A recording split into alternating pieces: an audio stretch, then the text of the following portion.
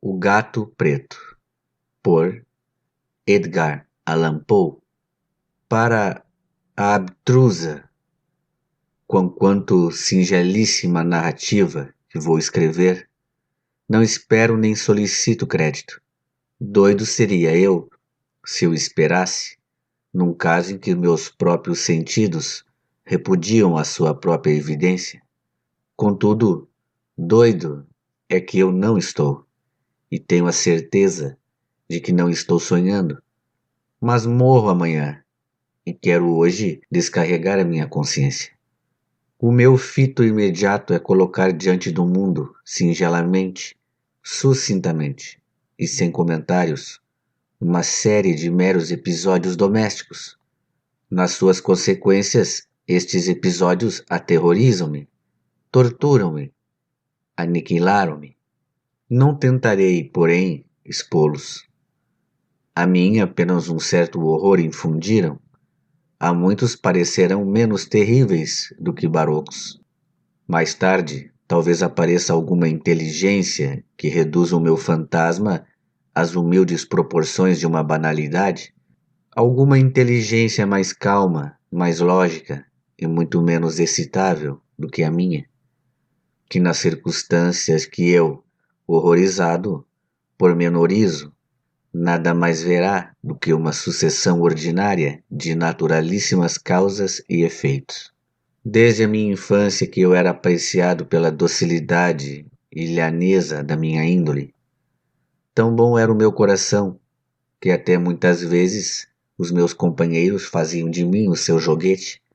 Tinha uma particular afeição pelos animais, e os meus pais permitiam-me possuir uma grande variedade dos que eu mais apreciava, e com estes passava a maior parte do tempo, nunca me sentindo tão feliz como quando lhes dava de comer ou os acarinhava. Esta peculiaridade de caráter intensificou-se com a idade, e quando cheguei ao homem, era dela que eu auferia uma das minhas principais fontes de prazer. Aqueles que me nutriram uma afeição profunda por um cão fiel e atilado quase me dispensam do incômodo de explicar a natureza ou a intensidade do prazer que eu experimentava. Há alguma coisa da abnegação e no desinteressado amor de um animal que profundamente cala no coração daquele que teve frequentes ocasiões de apreciar a fútil amizade e a fugaz fidelidade do que se chama homem. Casei cedo e tive a dita de encontrar em minha mulher um feitio adequado ao meu. Observando a minha predileção pelos animais domésticos, não perdia ensejo de adquirir os mais bonitos e interessantes. Tínhamos pássaros, peixes, dourados, um belo cão, coelhos, um macaquinho e um gato. Este era um corpulento e belo animal, inteiramente preto e extraordinariamente inteligente.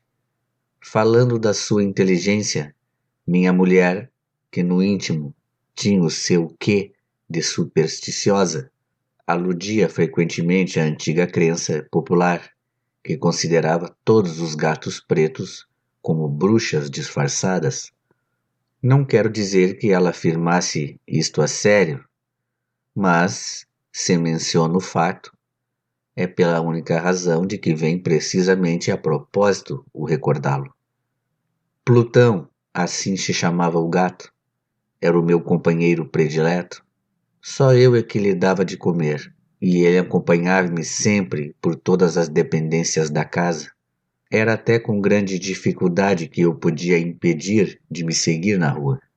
A nossa amizade durou assim uns poucos de anos, até que o meu feitio geral e o meu caráter começaram, devido à ação do demônio intemperança, a sofrer. Coro, ao confessá-lo, uma radical alteração para pior. Tornei-me, dia após dia, mais quesilento, mais irritável, mais desdenhoso dos sentimentos alheios.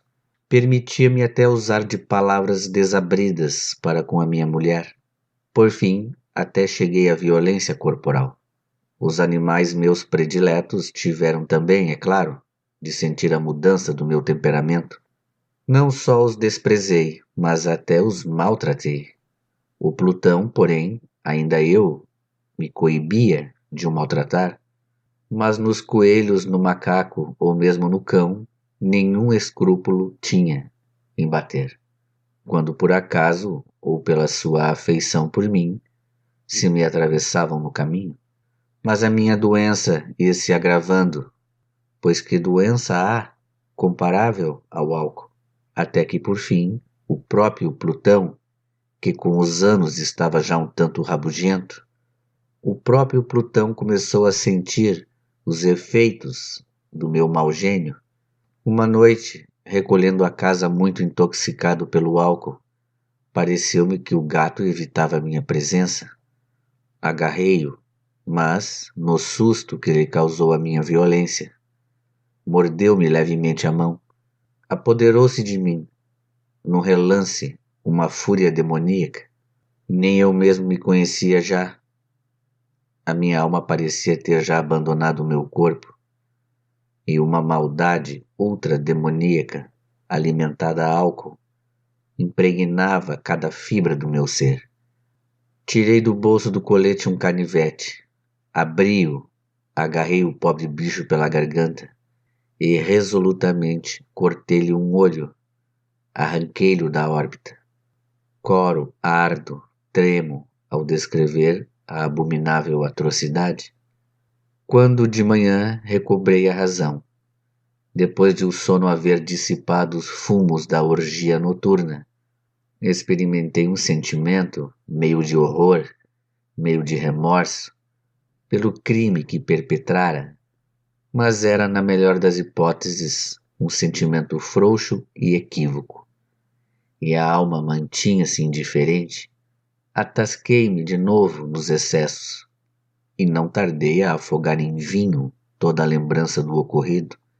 Entre mentes, o gato foi-se lentamente restabelecendo. A órbita do olho perdido apresentava, é certo, um aspecto horrendo, mas o bicho parecia já não sofrer. Andava pela casa como de costume, mas como era de esperar, fugia, espavorido, sempre que eu me aproximava.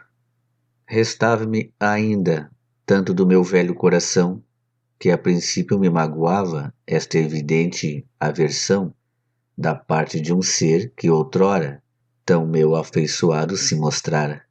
Este sentimento, porém, depressa cedeu lugar à irritação, e então surgiu, como que para meu final e irrevogável descalabro, o espírito da perversidade. A filosofia não interessa este espírito. Todavia, eu não estou mais certo de que a minha alma existe do que eu estou de que essa perversidade é um dos primitivos impulsos do coração humano, uma das indivisíveis faculdades primárias, ou sentimentos que orientam e dirigem o caráter do homem. Quem 1000 vezes se não encontrou a cometer uma torpeza ou uma estupidez, sem outra razão do que a de saber que não devia fazer tal coisa? Não temos nós uma perpétua tendência para violar aquilo que é lei, simplesmente porque entendemos que é lei?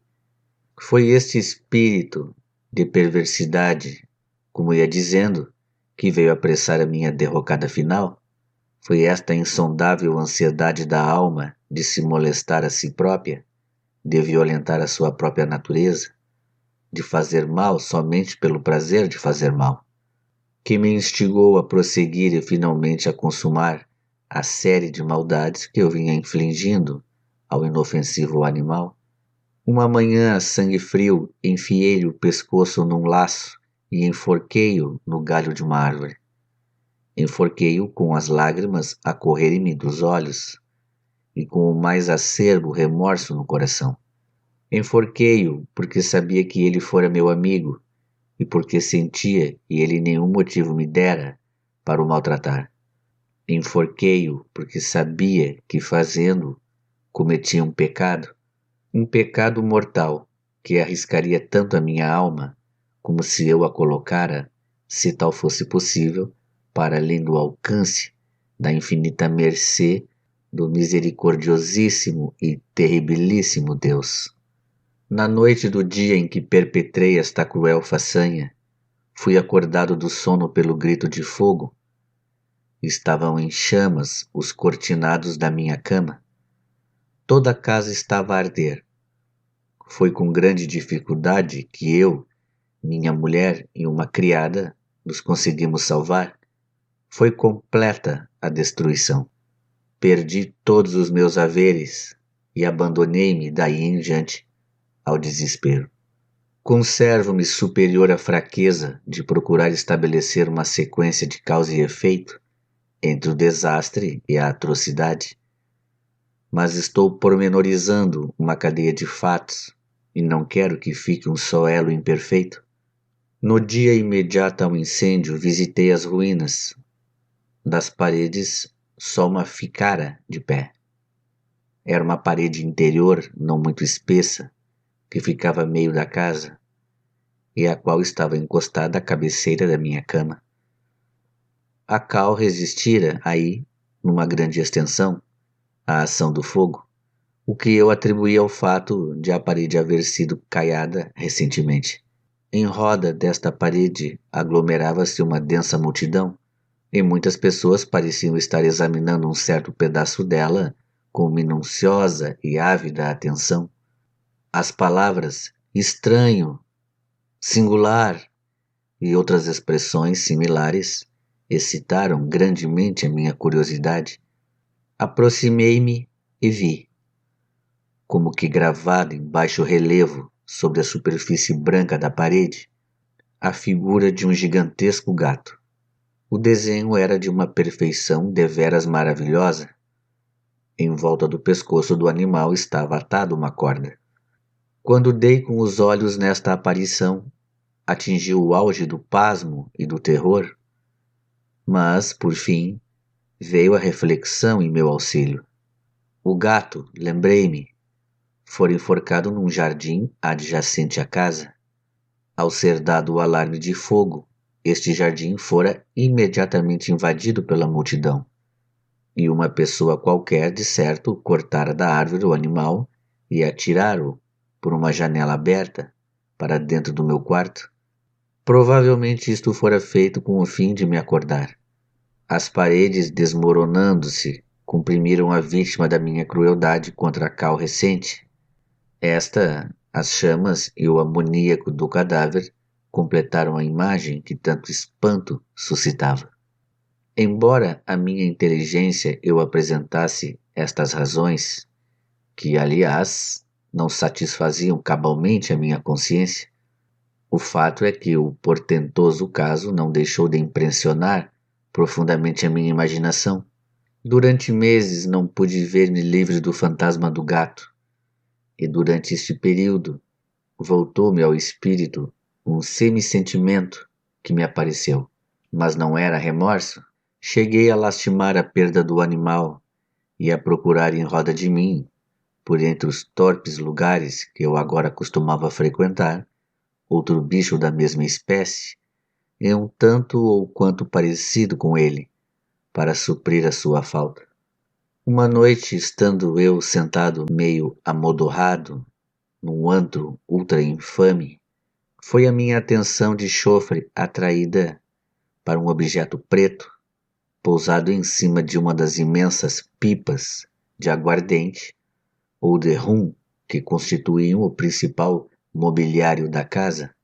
Tinha já estado a olhar atentamente para aquela pipa durante alguns minutos, e o que me surpreendia agora era o eu não ter mais cedo visto ali aquele objeto. Aproximei-me e apalpei-o. Era um gato preto, um gato enorme, do tamanho do Plutão, e que dele só num ponto diferia. O Plutão não tinha em todo o corpo um só pelo branco. Este, porém, tinha uma grande malha branca, de contornos indefinidos, que lhe cobria quase todo o peito. Mal o toquei, o gato levantou-se imediatamente, rosnou com força, roçou-se pela minha mão e deu mostras de satisfação por se ver alvo das minhas atenções. Era este, enfim, o bicho que eu andava procurando. Pedi imediatamente ao dono que me vendesse, mas este nada quis pelo animal, pois não sabia de onde viera, nunca o tinha visto. Continuei a afagá-lo, e quando ia a retirar-me, o bichano mostrou-se disposto a acompanhar-me. Permiti-lhe que o fizesse, e de vez em quando, pelo caminho, baixava-me e dava-lhe umas palmaditas. Quando chegou a casa, familiarizou-se imediatamente, e dentro em pouco minha mulher tinha por ele uma especial predileção. Quanto a mim, devo confessar que daí a pouco comecei a sentir uma crescente antipatia por aquele animal. Era precisamente o inverso do que eu previra, mas não sei como ou porquê, foi a sua evidente afeição por mim, aborrecia-me e enojava-me. A pouco e pouco estes sentimentos de aborrecimento e nojo foram se transformando no azedume do ódio. Evitava o animal, e evitava-o porque um certo sentimento de vergonha e a recordação da minha crueldade para com o outro me inibiam de lhe fazer mal. Passaram-se semanas sem que eu lhe batesse ou de qualquer modo o maltratasse. Mas a pouco e pouco, comecei a encará-lo com uma repugnância inexprimível e a fugir silenciosamente da sua odiosa presença, como do bafo de um pestífero. O que, sem dúvida, mais fez com que eu odiasse o animal foi o ter descoberto na manhã seguinte a sua vinda para minha casa, que, como ao Plutão, também lhe faltava um olho. Esta circunstância, porém, fez com que minha mulher lhe consagrasse maior estima, pois ela, como já disse, possuía, num alto grau, essa humanidade de sentimento que fora em tempo o meu característico apanágio e o manancial de que brotavam muitos dos meus mais simples e mais puros prazeres. Com a minha aversão por este gato, porém, parecia aumentar a sua simpatia por mim. Seguia os meus passos com uma pertinácia que o leitor teria dificuldade em compreender. Todas as vezes que eu me sentava, deitava-se por baixo da minha cadeira ou saltava-me para os joelhos, cobrindo-me das suas repugnantes carícias. Se me levantava, metia-se entre os pés e seguia-me assim para onde quer que eu dirigisse os meus passos. Ou então fincava-me a roupa, as compridas e aguçadas garras, e trepava-me até o peito. Nessas ocasiões eu ardia na ânsia de o matar com um murro, mas retinha-me de o fazer, já pela recordação do meu crime anterior, já e principalmente, deixe-me imediatamente confessá-lo, por um absoluto medo do animal. Este medo não era precisamente medo de mal físico, e no entanto eu sentir-me-ia embaraçado para de outro modo o definir. Quase me envergonho de o confessar. Mesmo nesta cela da cadeia, eu quase me envergonho de o confessar que o medo e o horror que o animal me infundira foram exacerbados por uma das quimeras mais banais que seria possível conceber. Minha mulher muitas vezes me chamou a atenção para a malha branca de que falei e que constituía a única diferença visível entre o estranho animal e o que eu matara. O leitor há de lembrar-se de que esta malha, apesar de grande, era indefinida no seu contorno, mas por transições muito lentas, transições quase imperceptíveis, e que por muito tempo a minha razão se esforçara por repelir, como fantasiosas, assumira finalmente uma forma rigorosamente nítida. Era agora a representação de um objeto que eu não posso nomear sem estremecer, e era por este motivo, mais que por qualquer outro, que eu execrava e temia o monstro e dele me teria desfeito. se eu tivesse ousado. Era agora, dizia eu, a imagem de uma coisa hedionda, de uma coisa tétrica, da forca. Ó lúgubre e terrível engenho de horror e de crime, de agonia e de morte. Era agora eu, o mais miserável dos miseráveis, e um bruto animal, cujo semelhante eu vilmente assassinara. Um bruto animal a torturar-me, a mim, homem feito à imagem e semelhança de Deus, a torturar-me com as angústias mais incomportáveis. Ai de mim! Nem de dia nem de noite eu conheci mais a aventura do descanso. De dia o monstro não me deixava um momento só, de noite acordava hora a hora de sonhos de indizível pavor, em que recebia na cara o bafo quente do bicho e sentia o seu enorme peso, um terrível pesadelo que eu não tinha força para sacudir, esmagando-me eternamente o coração. Sob a pressão de tais tormentos, os débeis restos de bondade que ainda havia dentro de mim não tardaram a sucumbir. Os pensamentos ruins tornaram-se os meus únicos íntimos, os mais negros e os mais ruins dos pensamentos. Passei a odiar todos os seres e toda a humanidade, enquanto dos súbitos, amiudados e indomáveis acessos de fúria a que eu agora cegamente me abandonava, era minha resignada esposa. Ai de mim, a mais frequente e a mais paciente das vítimas. Um dia acompanhou-me, por qualquer necessidade doméstica, ao subterrâneo do velho prédio que a nossa pobreza nos obrigava a habitar. O gato desceu comigo as escadas, como me fizesse tropeçar, exasperou-me até a loucura. Agarrando no machado, esquecendo da minha cólera o pueril medo que até aí me detivera a mão, visei o animal e vibrei uma machadada que o teria morto instantaneamente se o machado tivesse obedecido ao meu desejo, mas o golpe foi sustido pela mão de minha mulher. No auge de uma cólera mais que demoníaca, desenvencilhei dela o braço e cravei-lhe o machado no crânio. Caiu morta imediatamente, sem um gemido. Consumado este horroroso assassínio, apliquei-me, com toda a decisão, à tarefa de esconder o cadáver. Sabia que não podia retirá-lo de casa, nem de dia nem de noite, sem correr o risco de ser visto pelos vizinhos. Atravessaram-me o cérebro muitos projetos. Umas vezes pensava em retalhar o cadáver em pequenos fragmentos e destruí-los pelo fogo. Outras vezes resolvi abrir uma cova no chão do subterrâneo. Outras decidia escondê-lo no poço do pátio. Outras ainda achava que o melhor era metê-lo numa caixa com outras coisas e mandá-la para um carrejão para longe de casa.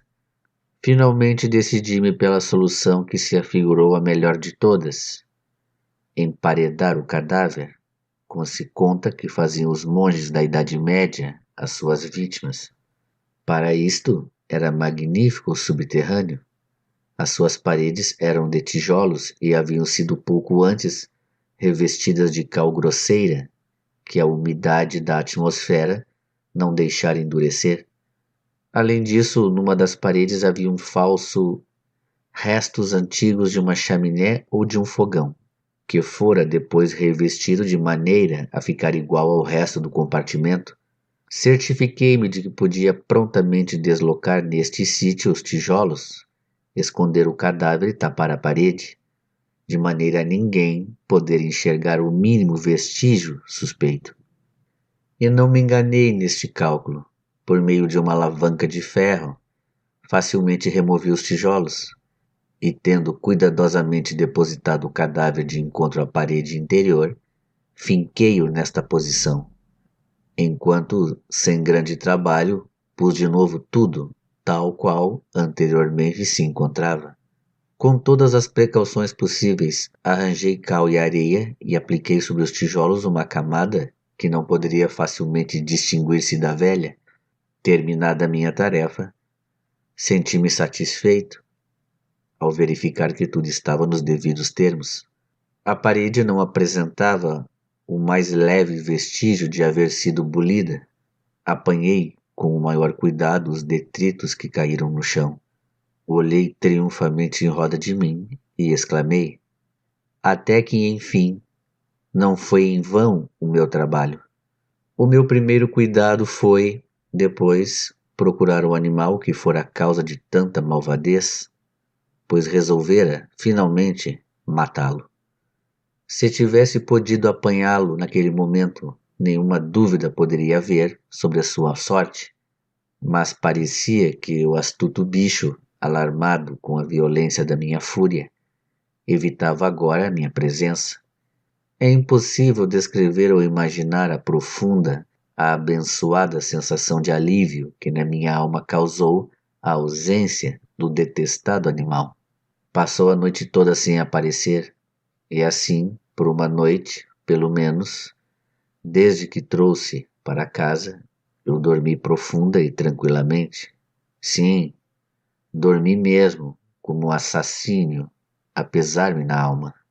Passaram-se mais 2 dias e o meu algoz não apareceu.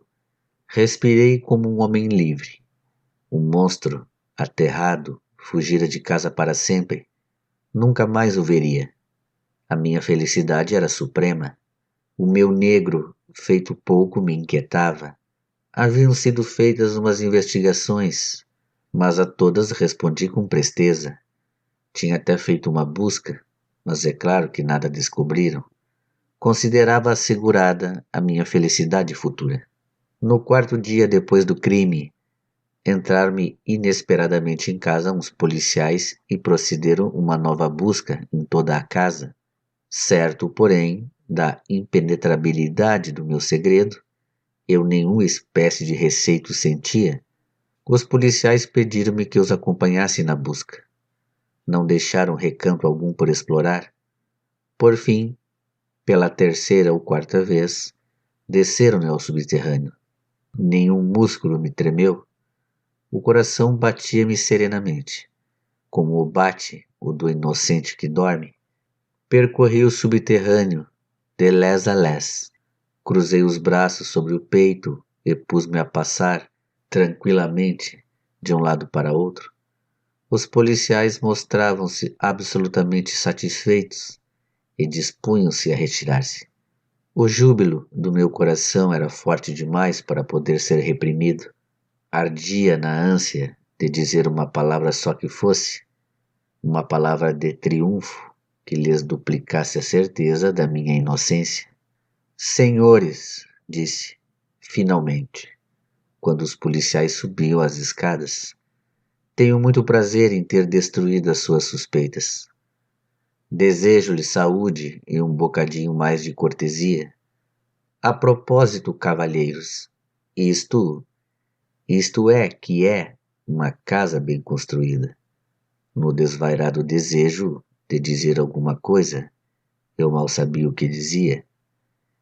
Permitam-me dizer-lhes que é uma casa excelentemente construída. Vejam estas paredes, são de uma solidez a toda prova. Ao proferir estas palavras por mero frenesi de bravata, bati fortemente com uma bengala que tinha na mão, no sítio da parede onde estava oculto o cadáver da esposa da minha alma. Mas Deus me proteja e me livre das garras do demônio. Ainda bem, se não tinha apagado o eco das pancadas, quando ouvi uma voz oriunda do túmulo. Um grito, a princípio abafado e entrecortado, como soluçar de criança, e depois engrossando e dilatando-se até se transformar num berro longo, retumbante, absolutamente anômalo e inumano.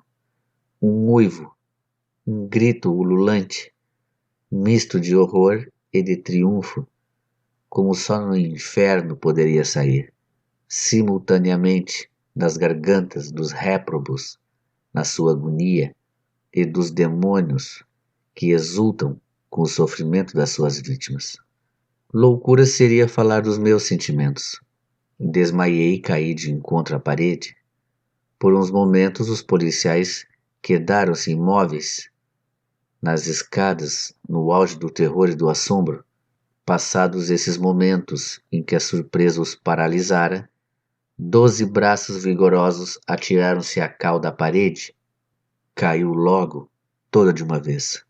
O cadáver, já muito decomposto e coalhado de sangue, surgiu de pé ante os olhos atônitos dos espectadores. Empoleirado sobre a sua cabeça, com a boca rubra, distendida e o olho único faiscante, estava o hediondo animal, cuja manhã me levara ao assassínio e cuja voz denunciante me entregava às mãos do carrasco. Havia entaipado o monstro dentro do túmulo da minha mulher. Então é isso, pessoal. Chegamos ao fim de mais um livro. Quero agradecer a todos pelo prestígio que estão dando ao meu canal. Para aqueles que estão chegando agora, peço, se assim o desejarem, obviamente, que curtam e se inscrevam. E até o próximo audiolivro. Um abraço a todos. Fiquem com Deus.